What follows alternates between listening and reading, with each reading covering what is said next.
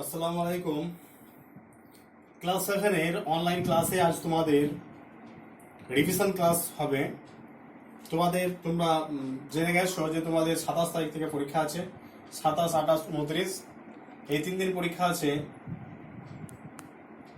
তাই আজকে আমি তোমাদের রিভিশন ক্লাস করাবো। তোমাদের সিলেবাস শেষ করে ফেলেছি, আজকে তোমাদের হবে রিভিশন ক্লাস। তাহলে প্রথমেই দেখো, তোমাদের যে সিলেবাস পরীক্ষা দেওয়া হয়েছে, ষষ্ঠ অধ্যায় নগর বণিক ও বাণিজ্য এবং সপ্তম অধ্যায়, সেই সপ্তম অধ্যায়ে তোমাদের ভক্তিবাদ পর্যন্ত তোমাদের কি হবে না, ভক্তিবাদ পর্যন্ত পড়ানো হবে। শ্রী চৈতন্যদেব পর্যন্ত তোমাদের এই পরীক্ষাটা হবে। তাহলে প্রথমে আমি ষষ্ঠ অধ্যায়টা রিভিশন করি, আর তারপর সপ্তম অধ্যায় রিভিশন করব। তোমাদের সপ্তম অধ্যায়ের প্রশ্নগুলো কিন্তু দেওয়া হয়নি, কিছু বাকি আছে। আজকে রাতে আমি আশা করছি সেই প্রশ্নগুলো তোমাদের পাঠিয়ে দেব, গ্রুপে পাঠিয়ে দেব, তোমরা প্রশ্নগুলো দেখে নেবে। তাহলে আমাদের যে ষষ্ঠ অধ্যায়, সেই আর তোমাদের পরীক্ষাটা আগে যেরকম হয়েছিল একই রকম থাকবে। তোমাদের 15 নম্বরের পরীক্ষা হবে, মার্কস হচ্ছে 15 ফুল মার্কস, এবং ডিস্ট্রিবিউশনটা যেরকম ছিল 5, 5, 5, 5 নম্বর এমসিকিউ, 5 নম্বর শূন্যস্থান পূরণ, আর 5 নম্বর এক কথায় উত্তর। যেরকম ছিল একই রকম থাকবে, কোনো চেঞ্জ হচ্ছে না। এই টপিকের যে শর্ট কোশ্চেনগুলো ভেরি ভেরি ইম্পর্টেন্ট, সেইগুলো আমি তোমাদের প্রশ্নগুলো আগেই দিয়ে দিয়েছি। এরপর শুধু একটু আলোচনা করব কোন প্রশ্নগুলো বেশি ইম্পর্টেন্ট 1 নম্বর পরীক্ষার জন্য, মানে 1 নম্বরের জন্য কোনগুলো বেশি ইম্পর্টেন্ট সেগুলো আলোচনা করব। নম্বর প্রশ্ন, যে নগর শব্দটা কোন শব্দ থেকে এসেছে? তাহলে নগর শব্দটা সংস্কৃত শব্দ থেকে এসেছে, আর নগরের পাশাপাশি শহর, এই শহর শব্দটা এসেছে ফার্সি শব্দ থেকে। তারপরে প্রশ্ন ছিল তোমাদের যে মধ্যযুগে ভারতবর্ষে গড়ে ওঠা কয়েকটি শহরের নাম। এখানে কিন্তু বড় প্রশ্নগুলো আমি আলোচনা করছি না, যেহেতু তোমাদের এই পরীক্ষায় কোনো বড় কোশ্চেন থাকবে না, তাই যেগুলো 1 নম্বর 2 নম্বরের কোশ্চেন সেগুলো নিয়ে আমি আলোচনা করছি। তাহলে মধ্যযুগে ভারতবর্ষে যে সমস্ত শহরগুলো গড়ে উঠেছিল তাদের মধ্যে উল্লেখযোগ্য ছিল বাংলার পান্ডুয়া, গৌড়, নবদ্বীপ, চট্টগ্রাম, পাঞ্জাবের লাহোর, উত্তর ভারতে আগ্রা, ফতেপুর সিক্রি, বুরহানপুর, গোলকুন্ডা, বিজাপুর, আহমেদাবাদ এবং সুরাট। তাহলে তুই দুটো নাম বলে, দুটো নাম যদি লিখতে বলে দুটো লিখবে, 4টা যদি লিখতে বলে তাহলে তোমরা 4টা নাম লিখবে। নেক্সট কোশ্চেন, দিল্লির অবস্থান কোথায় ছিল? তো দিল্লির অবস্থান ছিল আরাবল্লী শৈলশিরার একটি প্রান্তে এবং যমুনা নদীর ধারে বা যমুনা নদী বিধ্বস্ত অঞ্চলে এই দিল্লির অবস্থান ছিল। নেক্সট কোশ্চেন ছিল তোমাদের, যেটা এবারে তোমাদের পড়েছিল সারপ্রাইজ টেস্টে, যে মধ্যযুগে দিল্লি শহরের উৎপত্তি এবং বিকাশের কয়টি পর্যায় ছিল? তাহলে উত্তর হবে 2টি। অনেকজন কিন্তু এটা পরীক্ষায় ভুল লিখেছে, 3টি লিখেছে। 3টি হবে না, মধ্যযুগে দিল্লি শহরের উৎপত্তি ও বিকাশের পর্যায় ছিল 2টি, 3টি কিন্তু নয়। যারা 3টি লিখেছে তারা কিন্তু কোনো নম্বর পায়নি। এটা হবে 2টি হবে। নেক্সট কোশ্চেন, কেলারাই পৃথ্বীরাজ শহরের প্রতিষ্ঠাতা কে ছিলেন? কেলারাই পৃথ্বীরাজ শহরের প্রতিষ্ঠাতা ছিলেন পৃথ্বীরাজ চৌহান। নেক্সট কোশ্চেন, শ্রী শহরটিকে প্রতিষ্ঠা করেছিলেন? শ্রী শহরটা প্রতিষ্ঠা করেছিলেন আলাউদ্দিন খলজি। তারপর তুঘলকাবাদ শহরটাকে প্রতিষ্ঠা করেছিলেন? তুঘলকাবাদ শহরটা প্রতিষ্ঠা করেছিলেন গিয়াসউদ্দিন তুঘলক। ফিরোজাবাদ শহরটা প্রতিষ্ঠা করেছিলেন ফিরোজ শাহ তুঘলক। শাহজাহানাবাদ শহরের প্রতিষ্ঠাতা ছিলেন মুঘল সম্রাট শাহজাহান। নেক্সট কোশ্চেন আছে হজরতি দিল্লি, এটা তোমাদের টিকা দেওয়া আছে। তাহলে হজরতি দিল্লি, দেখো এখানে একটা প্রশ্ন পড়েছিল তোমাদের, যে মুসলিম সভ্যতার একটা বড় কেন্দ্র ছিল, এটা হবে ইরাকের বাগদাদ শহর। অনেকজন লিখেছে, আরব লিখেছে, যারা আরব লিখেছে তারা কিন্তু কোনো নম্বর পাবে না। এটা হবে ইরাকের বাগদাদ ছিল মুসলমান সভ্যতার একটি বড় কেন্দ্র। তাহলে এই হজরতি দিল্লি থেকে যেটা সবচেয়ে ইম্পর্টেন্ট তোমাদের, এখানে তো কোনো বড় প্রশ্ন পড়ছে না, তাহলে হজরতি দিল্লি, এদের হজরতি দিল্লি তোমাদের টিকা আমি পড়িয়েছি। এই হজরতি দিল্লি অর্থাৎ এখান থেকে একটা প্রশ্ন আসতে পারে তোমাদের, যে মধ্য এশিয়ার দুর্ধর্ষ জাতির নাম কি? মধ্য এশিয়ার দুর্ধর্ষ জাতির নাম মঙ্গল জাতি। এটা তোমাদের টিকাতে আমি পড়িয়েছি। মধ্য এশিয়ার দুর্ধর্ষ জাতির নাম মঙ্গল জাতি। আর মুসলমান সভ্যতার একটা বড় কেন্দ্র ছিল বাগদাদ শহর, ইরাকের বাগদাদ শহর। এটাও আমি যখন পড়িয়েছি তখন আলোচনা করেছি। আর এই হজরতি দিল্লি, তাহলে এখানে সুফি সাধকদের একটা বিরাট ভূমিকা আমরা দেখতে পাই। মধ্য এশিয়ার যে বাগদাদ শহর, মধ্য এশিয়া নয়, ইরাকের যে বাগদাদ শহর, সেখান থেকে অনেক পণ্ডিত ব্যক্তি দিল্লিতে চলে আসে এবং দিল্লির উপকণ্ঠে বসবাস শুরু করে। তাহলে এদের মধ্যে যিনি সবচেয়ে বিখ্যাত ছিলেন সেই ব্যক্তির নাম শেখ নিজামউদ্দিন আউলিয়া। এটা তোমাদের সারপ্রাইজ টেস্টে এই কোশ্চেনটা ছিল। শেখ নিজামউদ্দিন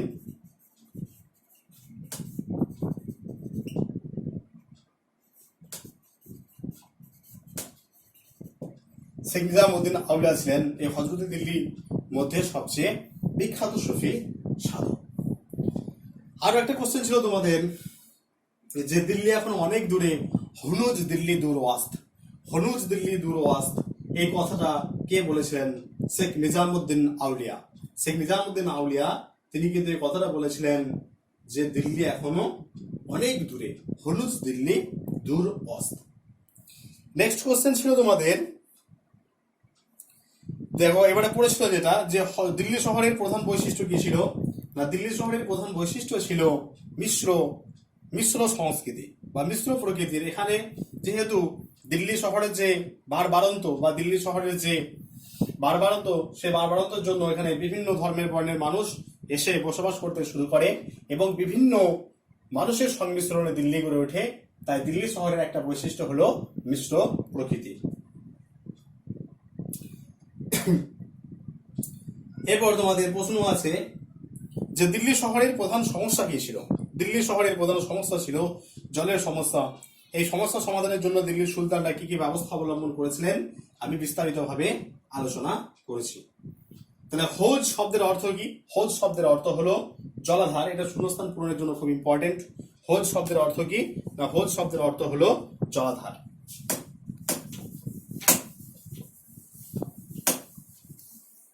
হৌজ শব্দের অর্থ হচ্ছে জলাধার। এটা একটু ইম্পর্টেন্ট, এই প্রশ্নটা দেওয়া হয়নি, সবাই একটু দেখে নেবে। হৌজ শব্দের অর্থ হলো জলাধার। এরপর নেক্সট কোশ্চেন আছে তোমাদের, যে হৌজ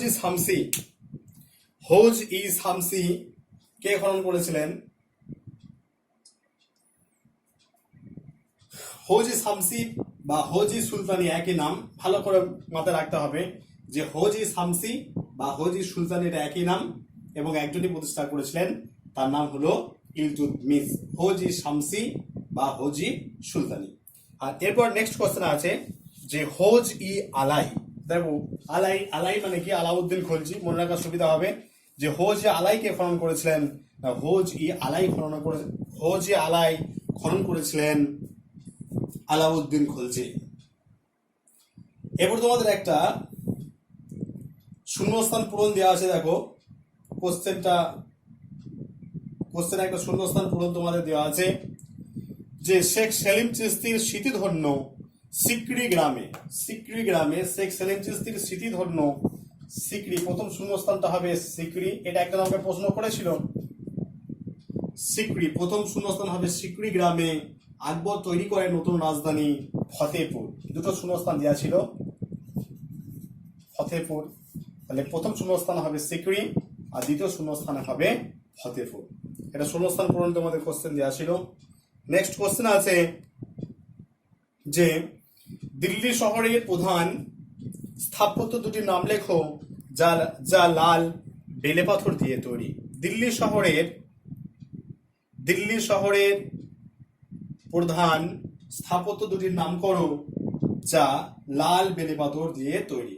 একটা হলো কিলা মুবারক বা লাল কিল্লা নামে যেটা পরিচিত, আর একটা হলো জামা মসজিদ।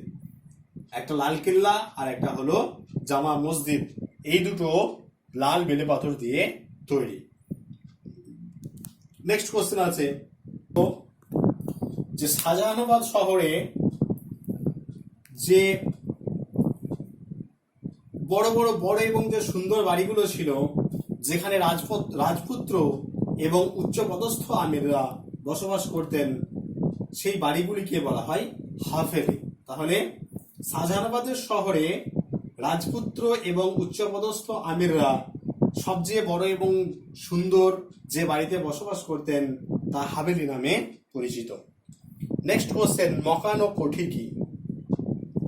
মকান ও কোঠি তাহলে হাভেলির থেকে যে সমস্ত বাড়িগুলো নিচু ছিল এবং মধ্যবিত্ত শ্রেণীর মানুষরা যে বাড়িগুলোতে বসবাস করতেন সেই বাড়িগুলোকে বলা হয় মকান ও কোঠি।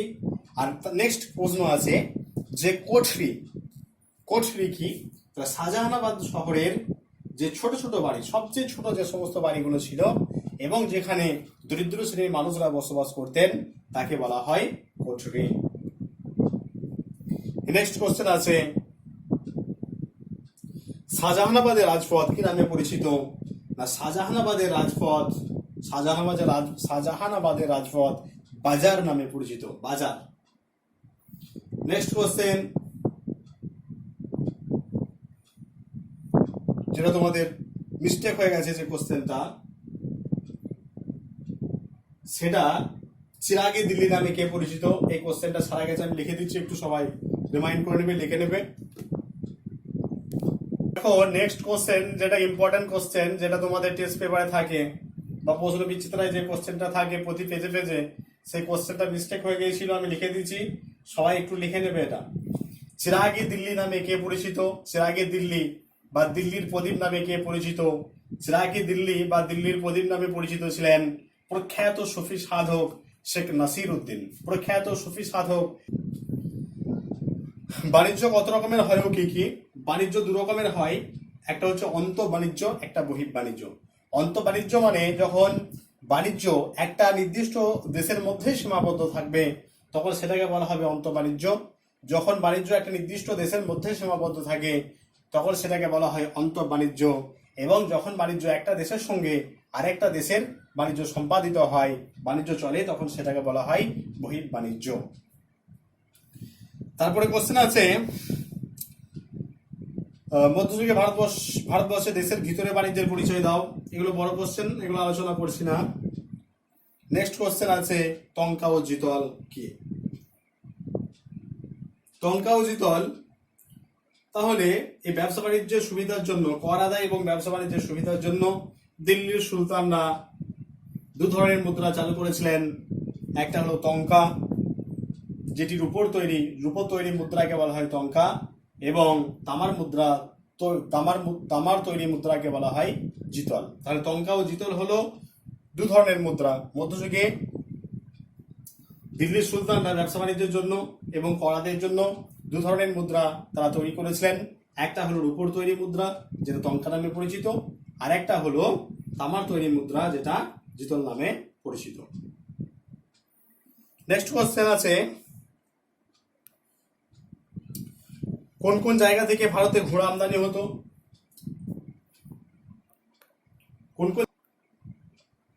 নেক্সট কোশ্চেন আছে যে কোন কোন জায়গা থেকে ভারতবর্ষে ঘোড়া আমদানি হতো?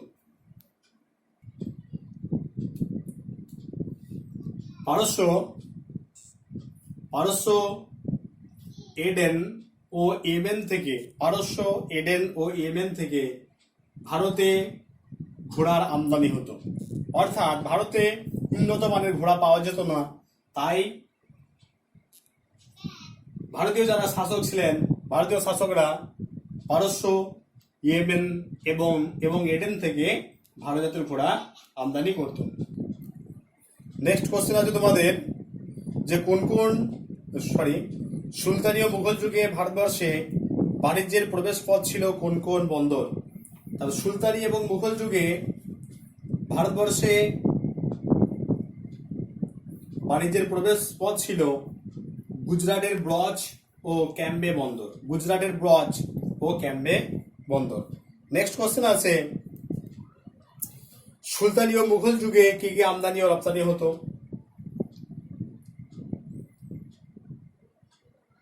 সুলতানি ও মুঘল যুগে আমদানি ও রপ্তানি জিনিসগুলোর মধ্যে উল্লেখযোগ্য ছিল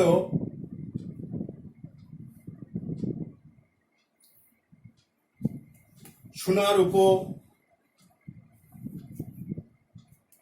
মূল্যবান রত্ন,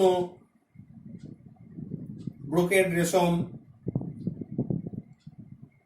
এইগুলো আমদানি হতো।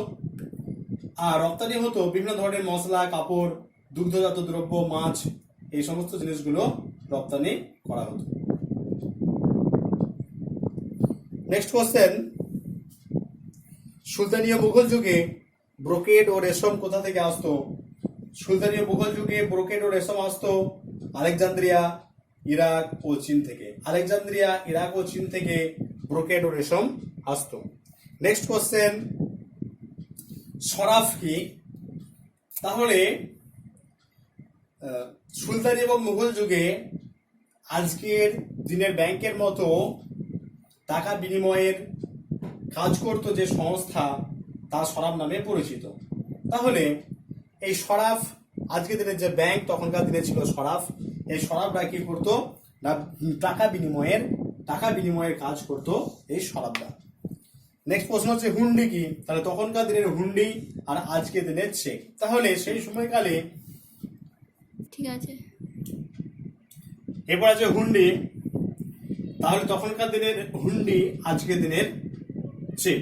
তাহলে সেই সময়কালে দেখো চুরি ডাকাতির ভয় ছিল বেশি, তাই বণিকরা কি করতো, এই বণিকরা টাকা জমা দিয়ে, সেই পরিমাণ টাকা জমা দিয়ে তার বিনিময়ে একটা সরাফরা তাদেরকে একটা কাগজ দিত, এবং সেই কাগজটা সে নিয়ে গিয়ে আবার অন্য জায়গায় সরাফ যেখানে সরাফ ছিল, অর্থাৎ আজকের দিনে যেটা ব্যাংক, তাহলে তখনকার দিনে যে অন্য জায়গায় যে সরাফ ছিল, সেই সরাফে ওই কাগজটা জমা দিলেই সমপরিমাণ টাকা দিয়ে দিত। তাহলে কি হতো, চুরি ডাকাতির ভয় থেকে বণিকরা বেঁচে যেত। এটাই হুন্ডি নামে পরিচিত। নেক্সট কোশ্চেন আছে, মধ্যযুগে সমুদ্র বাণিজ্যে ভারতীয় বণিকদের মধ্যে কারা কারা সুনাম অর্জন করেছিল? তাহলে ভারতীয় বণিকদের মধ্যে গুজরাটি, মালাবারি, তামিল, উড়িয়া, তেলেগু ও তামিল বণিকরা সুনাম অর্জন করেছিল। নেক্সট কোশ্চেন, কে কবে ভারতে আসার জলপথ আবিষ্কার করেছিলেন? 1498 খ্রিস্টাব্দে পর্তুগিজ নাবিক 1498 খ্রিস্টাব্দে পর্তুগিজ নাবিক ভাস্কো দা গামা ভারতবর্ষে আসার প্রথম জলপথ আবিষ্কার করেন। কালিকট বন্দর কেন বিখ্যাত?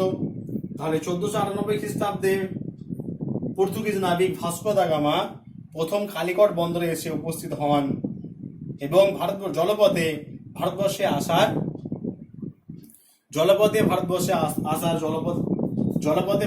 আসার যোগাযোগ স্থাপিত হয়। তাই কালিকট বন্দর খুব গুরুত্বপূর্ণ, বা কালিকট বন্দর বিখ্যাত। নেক্সট কোশ্চেন আছে, ডিউক অফ আলবুকার্ক কে ছিলেন? ডিউক অফ আলবুকার্ক ছিলেন একজন পর্তুগিজ নৌ সেনাপতি। ডিউক অফ আলবুকার্ক ছিলেন একজন পর্তুগিজ নৌ সেনাপতি। Next question, blue water policy বা নীল জল নীতি কি? এরপর নীল জল নীতি প্রবক্তা কে ছিলেন? তিনি কেন ব্লু ওয়াটার পলিসি গ্রহণ করেছিলেন? তাহলে ব্লু ওয়াটার পলিসি বা নীল জল নীতির প্রবক্তা ছিলেন Duke of Albuquerque. Duke of Albuquerque, এই ডিউক অফ আলবুকার্ক এই নীল জল নীতির সাহায্যে সারা ভারতবর্ষে তিনি পর্তুগিজদের শাসন প্রতিষ্ঠা করতে চেয়েছিলেন। এই নীল জল নীতির সাহায্যে সারা ভারতবর্ষে পর্তুগিজ শাসন তিনি প্রতিষ্ঠা করতে চেয়েছিলেন। নেক্সট কোশ্চেন, ইংরেজ ইস্ট ইন্ডিয়া কোম্পানি কবে গঠিত হয়? ইংরেজ ইস্ট ইন্ডিয়া কোম্পানি গঠিত হয় 1600 খ্রিস্টাব্দে। 1600 খ্রিস্টাব্দে ইংরেজ ইস্ট ইন্ডিয়া কোম্পানি 1600 খ্রিস্টাব্দে গঠিত হয়। ফরাসিরা, নেক্সট কোশ্চেন আছে, ফরাসিরা কোন কোন জায়গায় বাণিজ্য কুটি গড়ে তুলেছিল? ফরাসিরা চন্দননগর, পন্ডিচেরি, কারিকল, মাহে। চন্দননগর, পন্ডিচেরি, কারিকল, মাহেতে তারা বাণিজ্য কুঠি গড়ে তুলেছিল। নেক্সট কোশ্চেন আছে, স্যার টমাস রো কে ছিলেন? স্যার টমাস রো ছিলেন ইংল্যান্ডের রাজা প্রথম জেমসের দূত। ছিলেন স্যার টমাস রো। তিনি কার রাজত্বকালে ভারতবর্ষে আসেন, বা তিনি কার রাজসভায় ভারতবর্ষে এসেছিলেন? মুঘল সম্রাট জাহাঙ্গীরের রাজসভায় তিনি ভারতবর্ষে আসেন। কে কবে কেন, নেক্সট কোশ্চেন, কে কবে কেন কোথা থেকে পর্তুগিজদের তাড়িয়ে দিয়েছিলেন? মুঘল সম্রাট শাহজাহান পর্তুগিজদের দাস ব্যবসা করার অপরাধে 1632 খ্রিস্টাব্দে হুগলি থেকে তাড়িয়ে দিয়েছিলেন। তাহলে কে? মুঘল সম্রাট শাহজাহান। কবে? 1632 খ্রিস্টাব্দে। কেন? দাস ব্যবসা করার অপরাধে। কোথা থেকে? হুগলি থেকে পর্তুগিজদের তাড়িয়ে দিয়েছিলেন। নেক্সট কোশ্চেন, দাদন কথার অর্থ কি? দাদন কথার অর্থ হলো অগ্রিম অর্থ। দাদন কথার অর্থ হলো অগ্রিম অর্থ। এই অধ্যায় থেকে তোমাদের যে সমস্ত শর্ট কোশ্চেন গুলো ছিল সমস্ত শর্ট কোশ্চেন আলোচনা করে দেওয়া হলো। অনুশীলনীটা আমি করিয়ে দিয়েছি, ম্যাচিংটা করে দিয়েছি, তারপর বিবরণগুলো করে দিয়েছি। তাহলে এখান থেকে এই ষষ্ঠ অধ্যায় থেকে যে সমস্ত শর্ট কোশ্চেন ছিল সমস্ত শর্ট কোশ্চেন আলোচনা করে দেওয়া হলো। নেক্সট আমি ভক্তিবাদ পর্যন্ত যে শর্ট কোশ্চেন গুলো হয় সেগুলো এখনো তোমাদের দেওয়া হয়নি, আজকে রাতের মধ্যে আমি দিয়ে দেবো। আজকে রাতে যদি দিতে না পারি কালকে অবশ্যই দিয়ে দেবো, কিন্তু সেই যে শর্ট কোশ্চেন যেগুলো হবে সেগুলো আমি একটু আলোচনা করে দিচ্ছি। আমাদের সপ্তম অধ্যায় জীবনযাত্রা এবং সংস্কৃতি, সুলতানি ও মুঘল যুগ থেকে যে সমস্ত শর্ট কোশ্চেন গুলো হয় ভক্তিবাদ পর্যন্ত সেইগুলো নিয়ে আলোচনা করছি। দেখো, তোমাদের জীবনযাত্রা থেকে যে সমস্ত প্রশ্নগুলো হয়, যে গাঙ্গেয় সমভূমিতে উৎপন্ন ফসলের মধ্যে কি কি উল্লেখযোগ্য ছিল? তাহলে উল্লেখযোগ্য ফসলগুলো ছিল আম, আঙ্গুর, খেজুর, জাম, কলা, কাঁঠাল, নানা রকমের ফুল, চন্দন কাঠ, ঘৃতকুমারী প্রভৃতি উল্লেখযোগ্য। নেক্সট কোশ্চেন হবে শর্ট কোশ্চেন এখানে, যে সুলতানি এবং মুঘল যুগের যে পরিবার, সুলতানি মুঘল যুগের যে পরিবার সেই পরিবার কেমন ছিল? সুলতানি ও মুঘল যুগের পরিবার ছিল যৌথ, অর্থাৎ বাবা মা দাদু কাকা জেঠা বাবা মিলে সকলে একসঙ্গে থাকতো, অর্থাৎ পরিবার ছিল যৌথ। আর এই পরিবার এই সময়কার একটা উল্লেখযোগ্য বৈশিষ্ট্য যে হিন্দু এবং মুসলমান উভয় সমাজে ঘণ্টা এবং পর্দা প্রথা চালু ছিল। আজকে যে এরকম মুসলিম সমাজের মধ্যে পর্দা প্রথা চালু আছে, কিন্তু সেই সময়কালে হিন্দু এবং মুসলিম উভয়ের ক্ষেত্রেই কিন্তু এই পর্দা প্রথা চালু ছিল। আর সে যুগের যে খেলা, সেই খেলাধুলার মধ্যে কুস্তি ছিল একটা জনপ্রিয় খেলা। এই কুস্তি ছাড়াও তীর ধনুক, বর্ষা ছোড়া এবং সাঁতার ছিল প্রিয় খেলা। এরপর চলে আসছে আমরা ভক্তিবাদে। তাহলে দেখো, তোমাদের ভক্তিবাদে পড়িয়েছি। তাহলে ভক্তিবাদ কথার অর্থ কি? তাহলে ভক্তিবাদ কথার অর্থ হলো আত্মার সঙ্গে পরমাত্মার অতীন্দ্রিয় মিলন। এটা একটা অর্থ, আত্মার সঙ্গে পরমাত্মার অতীন্দ্রিয় মিলন। এটা একটা অর্থ। অন্য অর্থে ঈশ্বরের নিকট পুরোপুরি আত্মসমর্পণ। ঠিক আছে, তোমরা লিখবে যদি বলে ভক্তিবাদের কথার অর্থ কি, তোমরা লিখবে ভক্তিবাদ কথার অর্থ হলো আত্মার সঙ্গে পরমাত্মার অতীন্দ্রিয় মিলন। তাহলে ভক্তিবাদের যদি বলে দুটি বৈশিষ্ট্য লিখো, তোমাদের বৈশিষ্ট্যগুলো আমি লিখিয়ে দিয়েছি, যখন ভিডিও করছে সেই ভিডিওটা দেখলে বুঝতে পারবে। তাহলে ভক্তিবাদের দুটো বৈশিষ্ট্য, যারা ভক্তিবাদী সাধক তারা পৌতলিক বিরোধী, অর্থাৎ তারা পুতুল পুজোয় বিশ্বাসী নয়, তারা এক ঈশ্বরবাদে বিশ্বাসী। 2 নম্বর পয়েন্টে বলবে যে ভক্তিবাদী সাধকরা মনের পবিত্রতায় বিশ্বাসী। 3 নম্বর বলবে যে ভক্তিবাদী সাধকরা জাতি ধর্ম বর্ণ বলে কিছু মনে করে না, তাদের কাছে সকলেই সমান এবং মনের পবিত্রতাই হলো আসল পবিত্রতা। নেক্সট কোশ্চেন, 4 জন ভক্তিবাদী সাধকের নাম করো। নামদেব, রামানন্দ, কবির নানক, শ্রী চৈতন্যদেব, মীরাবাই, এদের কোনো কথাগুলো লিখবে। এরপর গুরু নানক। তাহলে গুরু নানক, এখান থেকে যে প্রশ্নগুলো হয়, গুরুদ্বার কাকে বলে? তাহলে শিখরা যেখানে উপাসনা করে তাকে বলা হয় গুরুদ্বার। শিখ নামে কারা পরিচিত? গুরু নানকের যারা শিষ্য তারা শিখ নামে পরিচিত। তারপর গুরু গ্রন্থ সাহিব কি? গুরু গ্রন্থ সাহিব হলো শিখদের পবিত্র ধর্মগ্রন্থ। এটা কোন ভাষায় রচিত? এটা গুরুমুখী ভাষায় রচিত। মীরার ভজন কি? তারা লিখবে যে শ্রীকৃষ্ণকে পাওয়ার জন্য মীরা বেশ কিছু গান রচনা করেছিলেন, যেগুলো মীরার ভজন নামে পরিচিত। আর মীরা 500 বেশি ভক্তিগীত রচনা করেছিলেন। নেক্সট হচ্ছে কবির। কবির কবির থেকে যে প্রশ্নগুলো আসে সেটা হচ্ছে যে দোহা কি না। কবির হিন্দি ভাষায় যে 2 পংক্তির কবিতা রচনা করেছিলেন তাকে বলা হয় দোহা। এই দোহাগুলোর একটা মর্মার্থ ছিল। তোমাদের যখন ভিডিওটা দিচ্ছি সেখানে বলেছি, জৈসে তিল মে হ্যায় তা জৈসে তিল মে তেল হ্যায়, জিউ চকমক মে আগ, তেরা সাই তুজ মে আই, তু জাগ সাকে তো জাগ। তিলের মধ্যে যেমন তেল আছে, চকমকে পাথরের মধ্যে যেমন আছে আগুন, তেমনি তোর ভগবান তোর মধ্যে আছে, যদি ক্ষমতা থাকে তো জেগে ওঠ।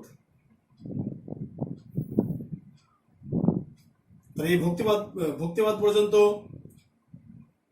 আচ্ছা, শ্রী চৈতন্যদেব পর্যন্ত তোমাদের হবে।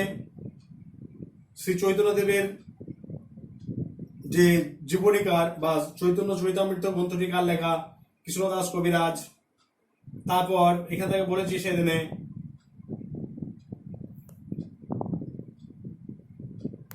কীর্তন কি?